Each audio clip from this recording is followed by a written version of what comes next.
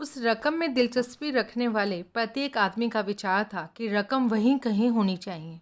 और अगर मिसेज जौहरी वास्तव में उतनी ही चालाक थी जितना कि निशा ने बताया था, तो जाहिर था उससे भी इस रकम के बारे में लोगों के अनुमान की पूर्वापेक्षा रही होगी।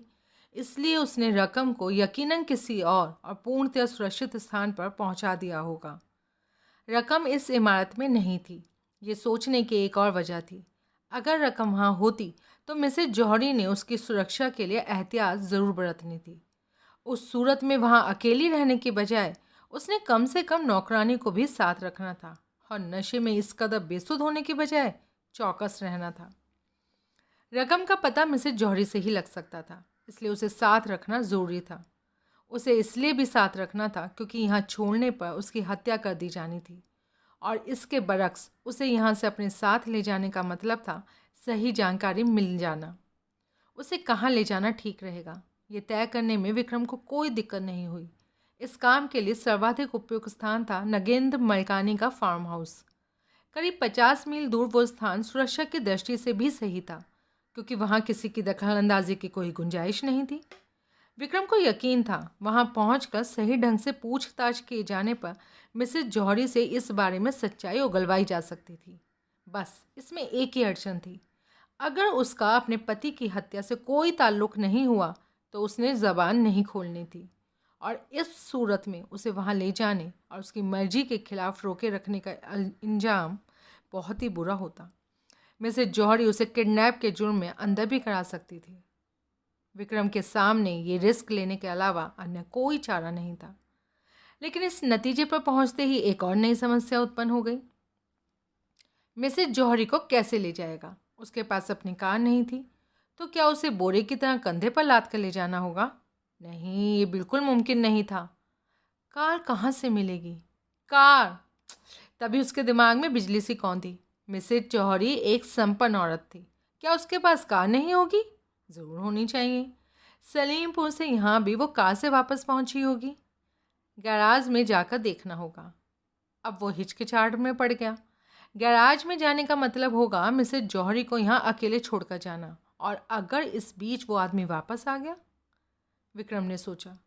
फिर ये सोचकर खुद को तसल्ली दी कि जब तक उस आदमी को यकीन नहीं हो जाएगा कि वो जा चुका था, तब तक शायद वापस आने की कोशिश वो नहीं करेगा। विक्रम सतर्कतापूर्वक बाहर निकला, सीढ़ियों द्वारा नीचे पहुंचा, किचन में जाकर पिछले पोर्च की ओर खुलने वाला दरवाज़ा खोला। बाहर अभी भी काफ़ी अंधेरा था। अगर वो आदमी आसपास ही हुआ तो आसानी से उसकी खोपड़ी चटका सकता था। फिर जब उसकी आंखें अंधेरे की अभ्यस्त हो गईं तो वो बाहर निकला। दबे पांव गैराज की ओर जाते हुए वो पूर्णतः सतर्क था। गैराज का दरवाज़ा लॉक्ड पाकर वो तनिक चकराया, फिर घूमकर उसके बगल में पहुंचा। वहां पर एक और दरवाज़ा था। डोर नॉब घुमाने पर उसने पाया कि वो लॉक्ड नहीं था। भीतर जाकर उसने दरवाज़ा पुनः बंद कर दिया। टॉर्च की रोशनी में उसे एक नई फिएट खड़ी दिखाई दी। उसने डैशबोर्ड पर रोशनी डाली। चाबियां इग्निशन लॉक में नहीं थी। चाबियां ढूंढनी पड़ेंगी, उफ! वो बड़बड़ाया, और करीब 25 कमरों वाली उस इमारत में इतनी छोटी चीज़ को ढूंढ पाना अपने आप में एक बहुत बड़ी समस्या थी। उसने अपनी रिस्ट वॉच पर देखा। 4:46 हुए थे। अगर चाबियां मिल भी गईं तो दिन का उजाला फैलने से पहले शायद वो वहाँ से निकल नहीं पाएगा। गैराज से निकलकर विक्रम वापस इमारत में पहुंचा। उस इमारत में चाबियां ढूंढने के लिए उसने एक अलग तरीका अपनाया। चाबियां मिसेज जौहरी के हैंडबैग में होनी चाहिए थी। उसे अच्छी तरह याद था कि बेडरूम में बैग कहीं दिखाई नहीं दिया था, और ना ही वो कार की सीट पर नजर आया था। मिसेज जौहरी क्योंकि पियक्कड़ किस्म की औरत थी, इसलिए सलीमपुर से लौटते हुए भी वो खासी पिए पिए हुए होनी चाहिए थी। और कार गैराज में पहुंचाकर प्रवेश द्वार से भीतर दाखिल होने के बाद बेडरूम में जाने से पहले उसने किचन से विस्की की बोतलें भी ज़रूर निकाली होंगी, और इसी चक्कर में असावधानीवश बैग का कहीं गिर जाना या उसका दरवाज़ा पर कहीं रख दिया जाना मामूली सी बात थी। इस आधार पर पहले उसने किचन से प्रवेश द्वार तक तलाश करना मुनासिब समझा। उसका अनुमान सही निकला। बैग डाइनिंग रूम के दरवाजे के पास एक छोटी सी मेज़ पर रखा था। उसने बैग उठाकर खोला। कार और गैराज की चाबियां उसी में थी। बैग को वहीं छोड़कर वो वापस बेडरूम में लौटा। मिसेज जौहरी उसी तरह पड़ी थी। उसने पहले विस्की की 3/4 भरी बोतल उठाकर अपने कोट की जेब में ठूसी, फिर मिसेज जौहरी को उठाकर कंधे पर लाद दिया। वो किसी बेजान चीज़ की भांति लद गई। उसकी उस हालत से जाहिर था अभी और कई घंटे उसने उसी तरह पड़े रहना था। विक्रम उसे उठाए नीचे आया। डाइनिंग रूम से उसका बैग उठाकर इमारत से बाहर आ गया। गैराज में जाकर उसे कार की पिछली सीट पर लेटा दिया। फिर बाहर जाकर बैग से निकाली चाबियों में से एक चाबी अलग करके गैराज के बड़े दरवाजे का ताला खोलकर धीरे धीरे दरवाज़ा खोल दिया। कार में बैठकर इंजन स्टार्ट किया। गैराज से कार निकालकर वो ड्राइववे पर आ गया। मेन गेट से गुजरकर सड़क पर पहुंचने के बाद भी करीब 200 गज आगे जाकर ही उसने हेडलाइट्स ऑन की और कार दौड़ाने लगा। कार ड्राइव करते विक्रम सोच रहा था, इस सिलसिले में अभी तक वो सेंधमारी, कार की चोरी और किडनैपिंग तो कर चुका था, आगे क्या ब्लैकमेलिंग भी करनी पड़ेगी। वो तय कर चुका था अब क्या और कैसे करना था, और अगर प्रत्येक काम सही ढंग से हो गया तो कोई खास खतरा भी उसके सामने पेश नहीं आएगा। 60 लाख की उस रकम के चक्कर में बाकी और जो भी थे वो सब चकराते रहेंगे, क्योंकि मिसेज जौहरी उसके कब्जे में थी, इसलिए उस रकम का सबसे पहले पता उसे ही लगेगा। हाईवे पर पहुंचने के बाद विक्रम ने कार दक्षिण की ओर घुमा दी। करीब 50 मील घंटा की रफ्तार से कार दौड़ाता वो याद करने की कोशिश कर रहा था कि फार्म हाउस के लिए कहाँ से मुड़ना होगा। वहाँ जाने वाली सड़क अगले कस्बे से लगभग 15 मील आगे होनी चाहिए। उसे ध्यान रखना होगा, क्योंकि पहले कभी इस तरफ से वो गया नहीं था। हालांकि चूक होने की संभावना थी, और चूक होने का मतलब था टाइम वेस्ट करना। रियर व्यू मिरर से उसे पीछे से आ रही एक कार के हेडलाइट्स की रोशनी दिखाई दी। वो पूरे 1 मिनट तक वॉच करता रहा। उसने रिस्ट वॉच 5:07 होने की सूचना दे रही थी। हालांकि सुबह के वक्त हाईवे पर चंदे कारों का दिखाई दे जाना मामूली सी बात थी, लेकिन पिछली कार ने निश्चित फासला बना रखा था। उसकी स्पीड ना तो बढ़ रही थी और ना ही घट रही थी। विक्रम को थोड़ा शक हुआ। उसने एक्सीलेटर पर दबाव बढ़ा दिया। फीट की स्पीड लगातार बढ़ती चली गई। रफ्तार बहुत ज़्यादा तेज़ होने के कारण उसे सामने सड़क पर निगाह जमानी पड़ रही थी, इसलिए रियर व्यू मिरर की ओर वो देख नहीं सका। कुछ देर बाद उसने स्पीड कम करके रियर व्यू मिरर पर निगाह डाली। वो कार अभी भी उतने ही फासले पर आती दिखाई दी। विक्रम का शक मजबूत हो गया, लेकिन वो यकीनी तौर पर नहीं कह सकता था कि वास्तव में उसका पीछा किया जा रहा था। फिर भी उसने एहतियात बरतना ज़रूरी समझा। हाईवे पर जहाँ से उसे मुड़ना था, उसे पिछली कार वाले की जानकारी में आने देना वो नहीं चाहता था। उसने फिर से रफ्तार बढ़ाई और अगले कस्बे में गुजर गया। अब सड़क सीधी ना होकर घुमावदार होने लगी थी, इसलिए पिछली कार बराबर दिखाई नहीं दे रही थी। विक्रम ने सड़क पर लगे मील के पत्थरों से हिसाब लगाना आरंभ कर दिया। वो भटकना नहीं चाहता था, इसलिए स्पीड भी थोड़ी कम कर देनी पड़ी। वो कस्बे से 9 मील दूर आ गया था, फिर 10, फिर 11। तो क्या वो सड़क पीछे छूट गई? फिर एक लंबा मोड़ घूमने के बाद पेड़ों से घिरी एक कच्ची सड़क उसे दिखाई दी। पिछली कार अब नज़र नहीं आ रही थी। विक्रम ने फिएट कच्ची सड़क पर उतार दी, आगे जाकर रुका और इंजन बंद करके हेडलाइट्स ऑफ कर दी। मुश्किल से 1 मिनट बाद ही हाईवे पर हेडलाइट्स की रोशनी दिखाई दी और एक कार तेज़ रफ्तार से सीधी गुजर गई। विक्रम ने राहत की गहरी सांस ली। उस कार में जो भी था उससे पीछा छूट चुका था। विक्रम ने पुनः इंजन स्टार्ट किया, लेकिन वापस हाईवे की ओर जाने की बजाय वो सीधा उसी कच्ची सड़क पर बढ़ गया। वातावरण में अभी भी अंधेरा था, लेकिन सुबह के सफ़ेदी के निशान भी नजर आने लगे थे। फलस्वरूप अंधेरा सिमटता जा रहा था।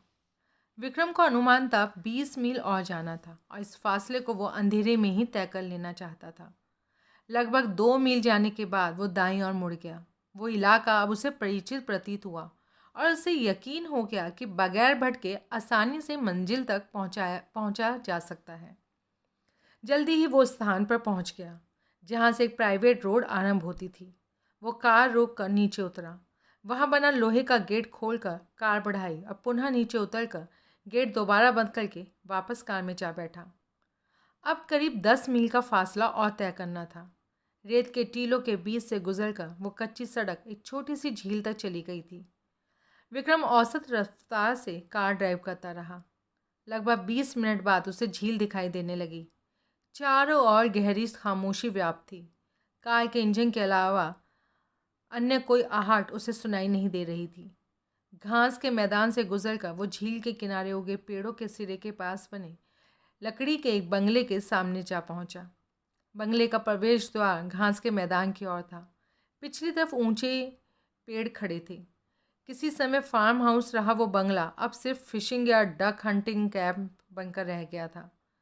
वो कार रोककर नीचे उतरा। पास ही एक बड़ा सा पेड़ था जिसका तना एक स्थान पर थोड़ा सा खोखला था। विक्रम ने उसमें हाथ घुसेड़ा। सूखी पत्तियों के नीचे छुपी चाबी उसे हाथ में आ गई। वो बंगले के प्रवेश द्वार पर पहुंचा। ताला खोलकर भीतर दाखिल हुआ। टॉर्च की रोशनी में एक केरोसिन लैंप ढूंढा और जेब से माचिस निकालकर जला दिया। वो मुख्य कमरा था। पिछली तरफ कई कबर्ड्स थे और सामने के हिस्से में कुछ एक कुर्सियाँ और एक मेज पड़े थे। दाईं ओर वाला दरवाज़ा एक स्टोर रूम में खुलता था। बाईं तरफ वाला दरवाज़ा बंद था। विक्रम ने उसे खोला और लैंप लेकर अंदर चला गया। वो बेडरूम था। एक दीवार में ऊपर नीचे ट्रेन जैसी दो बर्थ बनी हुई थी और सामने वाली दीवार के पास एक डबल बेड पड़ा था जिस पर करीब 1.5 दर्जन कंबल फैले हुए थे। लैम्प को एक छोटी सी मेज़ पर रखकर विक्रम बाहर निकला और कार के पास पहुंचा। मिसेज जौहरी पिछली सीट पर पूर्ववत किसी मुर्दे की भांति पड़ी सो रही थी। विक्रम ने दरवाज़ा खोलकर उसे बाहर खींचा और कंधे पर लाद दिया। वापस बंगले में जाकर उसे बिस्तर पर लिटा दिया। लैम्प की रोशनी में उसका चेहरा पीला नजर आ रहा था। अस्त व्यस्त बाल ढेर की शक्ल में तकिए पर फैल गए। आंखें बंद थीं और सामान्य चलती सांसों के साथ भारी पुष्टवश ऊपर और नीचे गिर रहे थे। विक्रम गौर से उसे देख रहा था।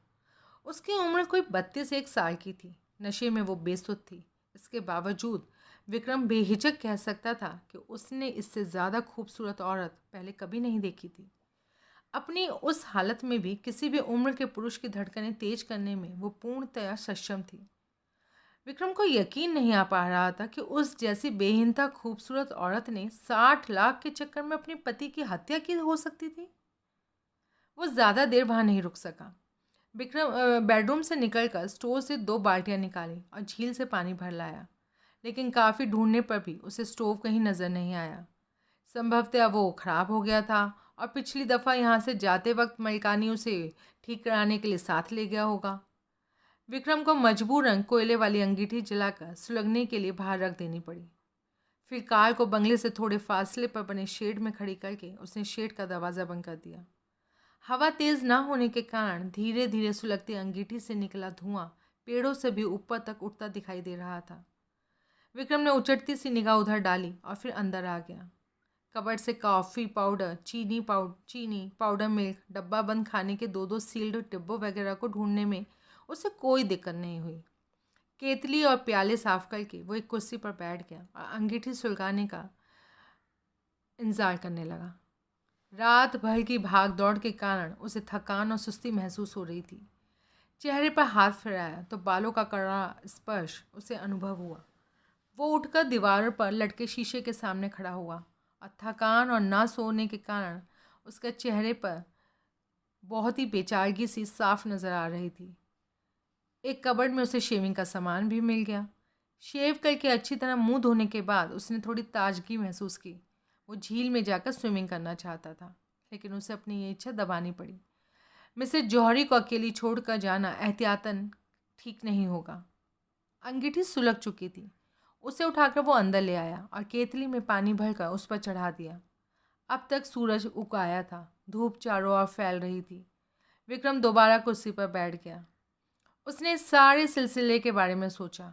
कल दोपहर बाद से अब तक हर चीज़ बदल चुकी थी।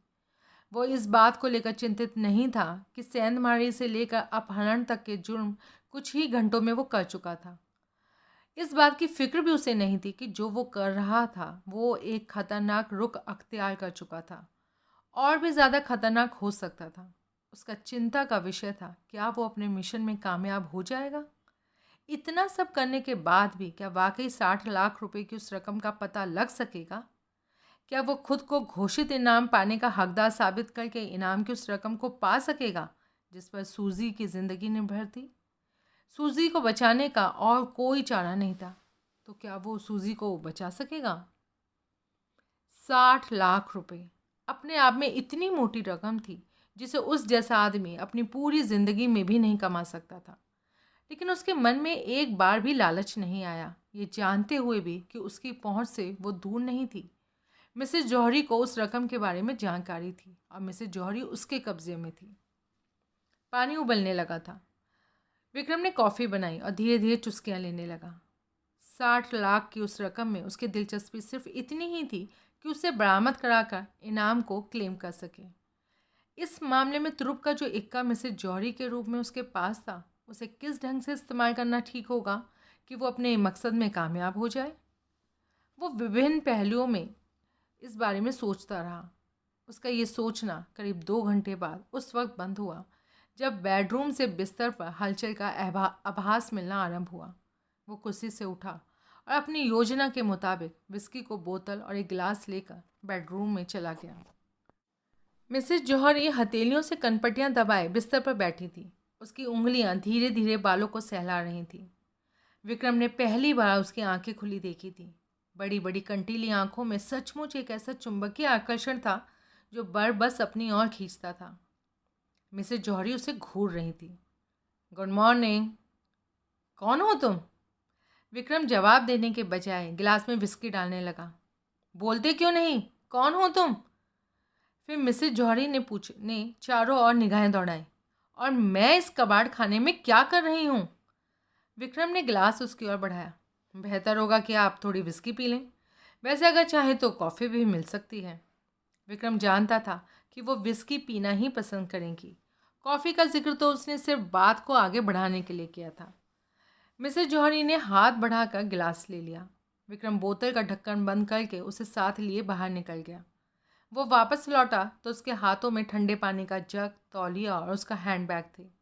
इस बीच मिसेस जौहरी गिलास खाली करके नीचे रख चुकी थी। तीनों चीज़ें मेज़ पर रखकर विक्रम ने मेज़ बिस्तर के पास खिसका दी ताकि वो आसानी से उन्हें उठा सके। लेकिन मिसेस जौहरी ने उनकी तरफ देखा तक नहीं। मेरे सवालों का जवाब दो। पूछिए। मैं इस कबाड़ खाने में क्या कर रही हूँ? बिस्तर पर बैठी हो। मैं यहाँ पहुँची कैसे? तुम्हें याद नहीं? बिल्कुल नहीं। ओह, और तुम कौन हो? मैंने तो तुम्हें पहले कभी देखा नहीं। इस बारे में हम बाद में बात करेंगे। इस वक्त मैं सिर्फ इतना चाहता हूँ कि तुम खुद को बेहतर महसूस करो। विक्रम ने तौलिया का एक सिरा गीला करके उसे थमा दिया। मिसेस जौहरी ने तौलिए से अच्छी तरह अपना चेहरा साफ किया। विक्रम ने उसके हैंड बैग से निकाल कर कंघी उसे दे दी। वो अपने बालों को संवारने लगी। सियाह काले बाल घने और नितंबों से भी नीचे तक लंबे थे। कॉफ़ी लेना पसंद करोगी? वो उठकर खड़ी हो गई और अपनी पोशाक को यूं झाड़ा मानो सिलवटें दूर कर रही थी। आओ। विक्रम का संकेत पाकर वो दरवाजे की ओर बढ़ गई। बाहर वाले कमरे में आकर विक्रम ने उसके लिए कुर्सी खींच दी। वो बैठ गई। विक्रम ने एक प्याले में कॉफ़ी डालकर उसके सामने मेज़ पर रख दी। सिगरेट लोगी? मिसेस जौहरी ने सर हिलाकर हामी भर दी। विक्रम आदतन सिगरेट नहीं पीता था, लेकिन आरंभिक योजना के अनुसार उसने 2 रोज़ तक इस इमारत में बंद रहकर तलाशी लेने जैसा काम करना था। इसलिए वो 555 का एक पैकेट और मास्टिस इस इरादे से लेकर साथ आया था कि बोरियत या थकान महसूस होने पर ये अच्छा सहारा साबित होंगे। उसने एक सिगरेट उसे देकर सुलगवा दी, फिर उसके सामने दूसरी कुर्सी पर बैठ गया। ये सब क्या किस्सा है? मिसेस जौहरी ने कॉफ़ी की ओर ध्यान न देकर पूछा। विक्रम इसके लिए पूरी तरह तैयार था। वो बाकायदा एक कहानी भी गढ़ चुका था। उसने पुनः असमंजसता का प्रदर्शन किया। क्या तुम्हें वाकई कुछ याद नहीं है? नहीं, मुझे तो पूरी उम्मीद थी कि ज़रूर याद आ जाएगा, ख़ासतौर पर उस बारे में जो मेरे पहुंचने से पहले वहाँ हुआ था। मेरी समझ में नहीं आ रहा है, तुम क्या कह रहे हो? मेहरबानी करके पहले ये बताओ कि तुम कौन हो। विनय, मैं विनय कपूर हूँ, विक्रम ने उसे गोली देते हुए कहा। पायोनियर इन्वेस्टमेंट कॉरपोरेशन वाला, याद आया? फिर उसे जवाब देती न पाकर अपनी मनगढ़ंत कहानी की भूमिका बांधते हुए बोला, मैं एक्चुअली विशालगढ़ ऑफिस से आया हूँ। मुझे ये जिम्मेदारी ख़ास तौर पर सौंपी गई है क्योंकि मैं काफ़ी अरसे तक सलीमपुर में काम कर चुका हूँ और इस इलाके से पूरी तरह वाकिफ़ हूँ। मिसेस जौहरी की आंखें तनिक सिकुड़ गईं। विक्रम के लिए उसे इसी तरह उलझाए रखना ज़रूरी था। हालांकि वो रात में पी गई विस्की के नशे से पूरी तरह मुक्त हुई प्रतीत नहीं हो रही थी, फिर भी अगर वो वाकई उतनी ही चालाक थी जैसा कि निशा सिंह ने उसके बारे में उसे बताया था, तो वो ऐसा कोई सबूत मांग सकती थी जिससे पता चल सके कि उसका नाम विनय कपूर ही था और वो पायोनियर इन्वेस्टमेंट कंपनी से ही आया था।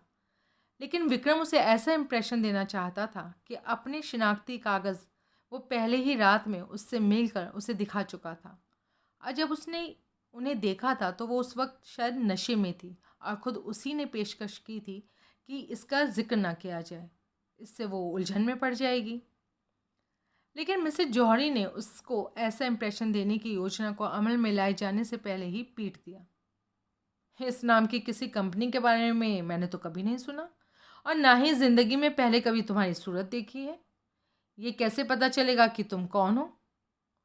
उसकी दो टूक बातों ने एक संक्षिप्त पल के लिए विक्रम को हत्थे से उखाड़ दिया, लेकिन वो फौरन संभल गया।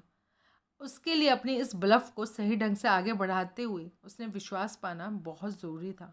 हो श्योर, उसने कहा, और फिर अपने हिप पॉकेट से पर्स निकालकर उसमें रखे विजिटिंग कार्ड्स को बड़े ही नाटकीय ढंग से यूं उलटने पलटने लगा मानो किसी कार्ड विशेष को ढूंढ रहा था। फिर उसने ऐसा जाहिर किया मानो वांछित कार्ड मिल गया था। लेकिन ठीक उस वक्त जब वो उस कार्ड को उसकी ओर आगे बढ़ाने वाला था, पूछ बैठा, क्या तुम्हें यह भी बिल्कुल याद नहीं कि वो देखने में कैसे था? उसके मामूली से हुलिये से भी काफ़ी मदद मिल सकती है। मिसेस जौहरी ने पर्स पर से निगाह हटाकर उसे घूरा। कौन कैसा था? किसके हुलिये की बात कर रहे हो? उसी आदमी के जिसने मेरे पहुंचने से कुछ देर पहले तुम्हारी जान लेने की कोशिश की थी। इसका समुचित प्रभाव हुआ। वो चौंकी। एक पल के लिए उसकी आंखों में डर के भाव उत्पन्न हुए और फिर गायब हो गए। मेरी जान लेने की कोशिश की थी? हाँ, मैं मानता हूँ उस वक्त अंधेरा था, लेकिन तुम पर झपटते वक्त क्या उसने कुछ नहीं कहा था? मेरा मतलब है, क्या तुम दोबारा सुनने पर उसकी आवाज़ पहचान लोगी? मैं अभी भी नहीं समझ पा रही हूँ कि तुम कहना क्या चाह रहे हो। मैं अपने बेडरूम में थी।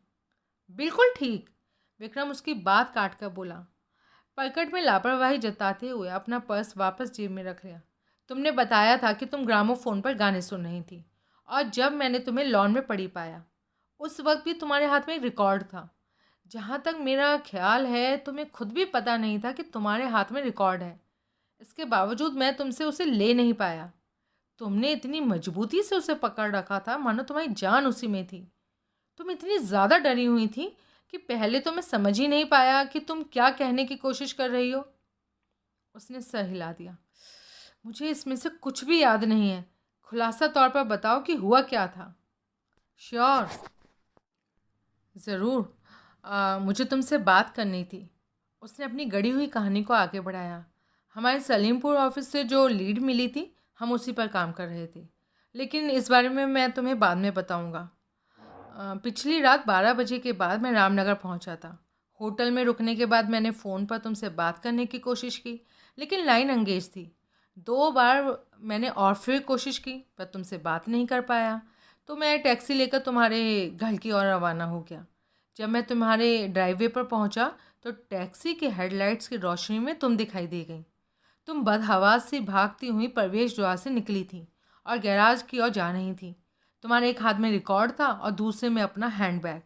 जब मैं टैक्सी से उतरकर तुम्हारे पास पहुंचा, तो तुम लॉन में गिर चुकी थी।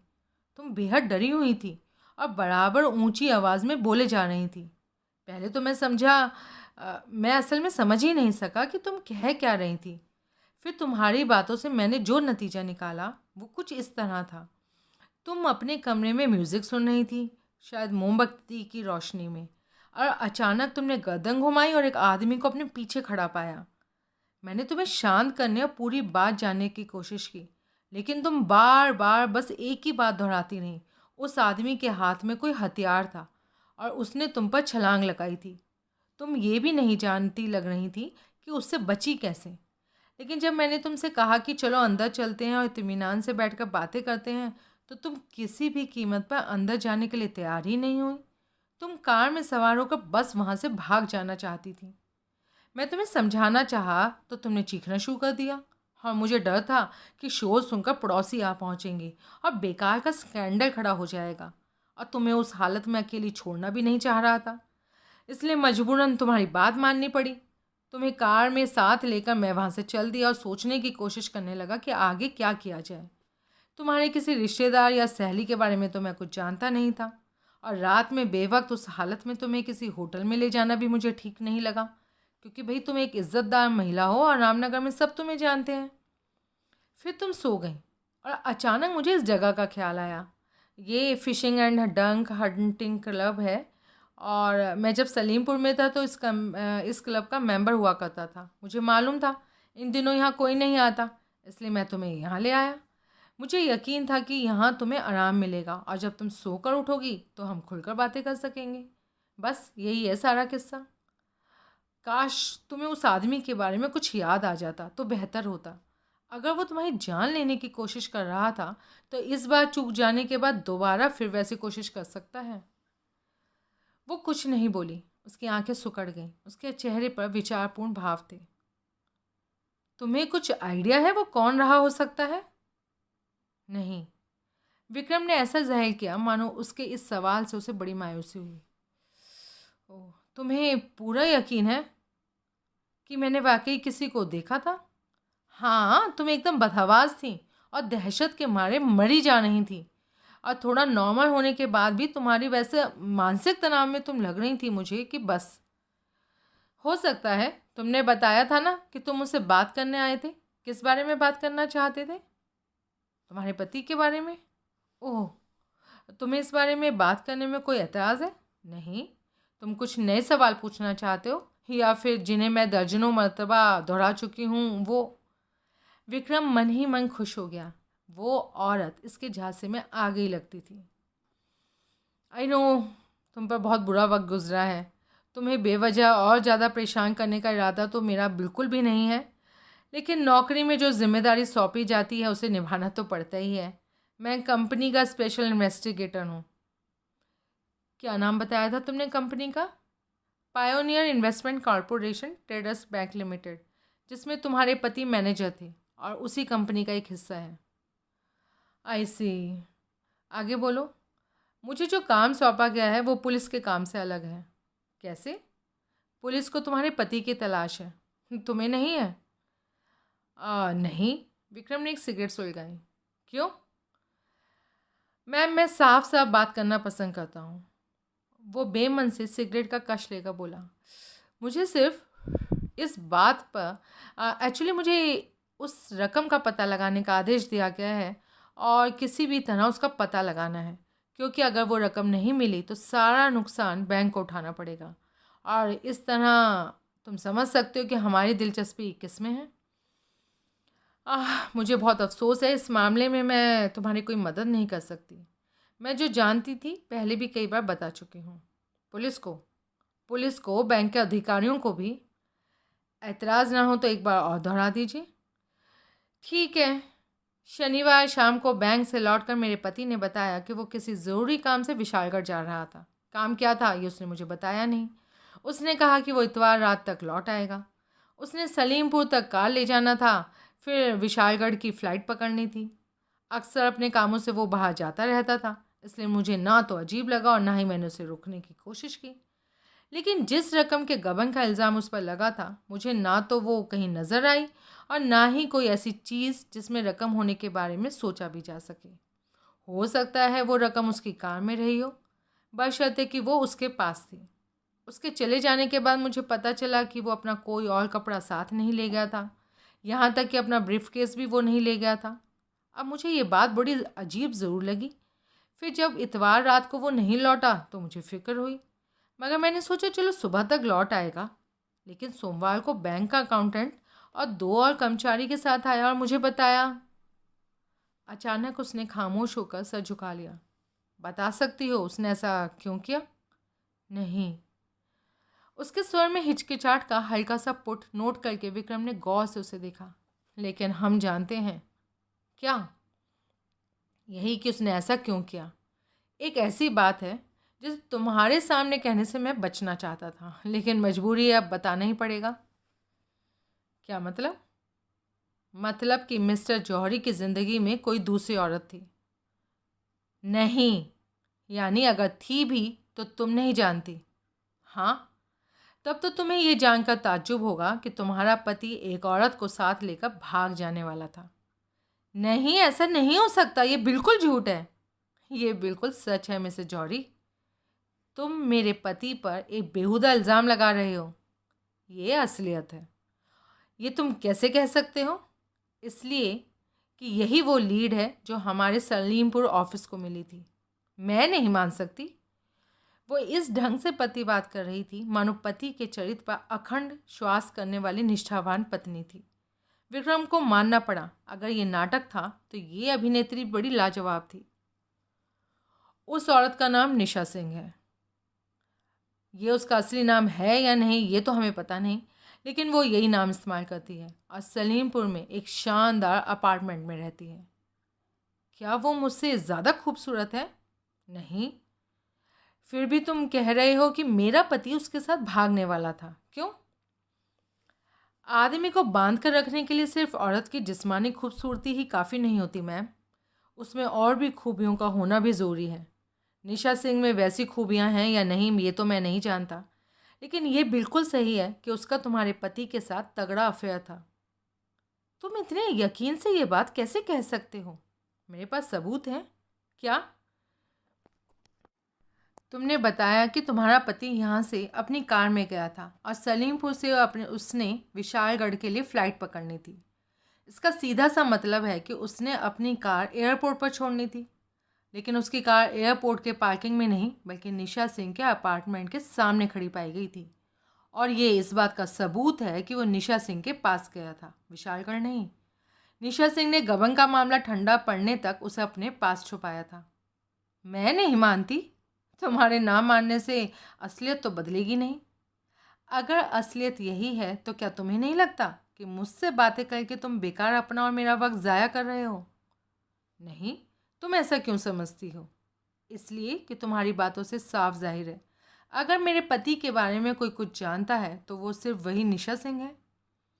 नहीं, ये बात इतनी सीधी और आसान नहीं है जितना कि तुम समझ रही हो। क्या मतलब? तुम्हारा पति उसके अपार्टमेंट में पहुंचा ही नहीं। क्यों? तुम्हारे इस सवाल का जवाब भी मेरे पास है, लेकिन ये जवाब तुम्हें अच्छा नहीं लगेगा।